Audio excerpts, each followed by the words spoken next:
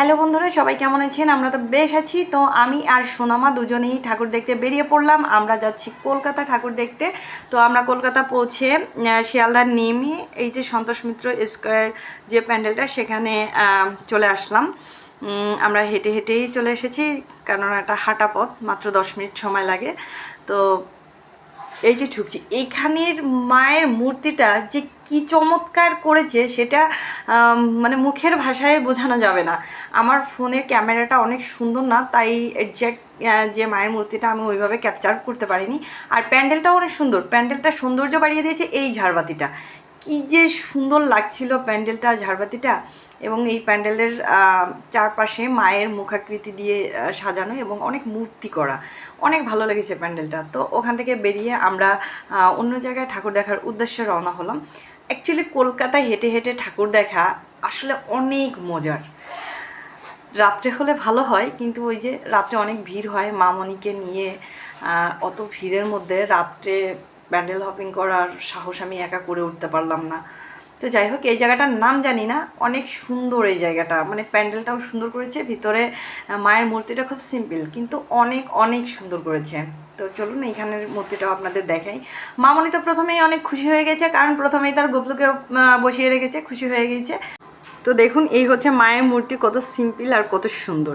তো এখানে আমরা অনেক মজা করলাম, অনেক ছবি করলাম, ভিতরে বাহিরে সবাই বসে অনেক ছবি করলাম। তারপরে চলে গেলাম মহাত্মা আলী পার্কে।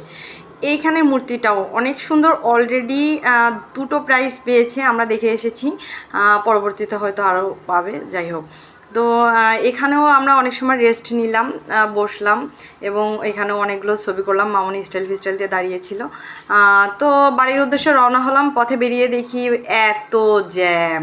এই জ্যাম দেখে গাড়িতে আসার চিন্তাভাবনা ছেড়ে চলে গেলাম মেট্রো স্টেশন। মেট্রো স্টেশনে গিয়ে টিকিট কেটে অপেক্ষা করলাম এবং ওখানে বেশ কয়েকটা ছবি করলাম।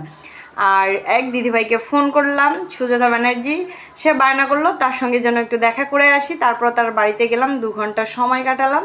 তারপর আবার বাড়ির উদ্দেশ্যে রওনা হলাম। ট্রেন থেকে নেমে অটো ধরে আমি যখন বাড়ির উদ্দেশ্যে আসি, তখন অলরেডি রাত হয়ে গিয়েছে, রাত প্রায় 7:30 8টা বাজে।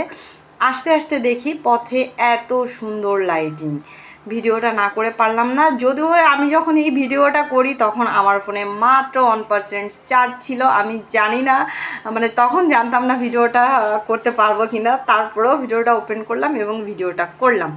এত সুন্দর লাইটিং দেখে ভিডিও না করে পারা যায় বলুন? কলকাতাও কিন্তু এত সুন্দর করে সাজানো, হয়তো এর থেকে অনেক বেশি সুন্দর করে সাজানো, কিন্তু আমরা দিনে গিয়েছিলাম তাই এত সুন্দর লাইটিং দেখতে পারলাম না।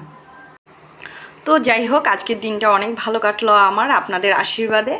তো আজকে অনেক টায়ার্ড, তাই ভিডিওটা এখানে রাখছি। আপনারা সবাই ভালো থাকবেন, সুস্থ থাকবেন।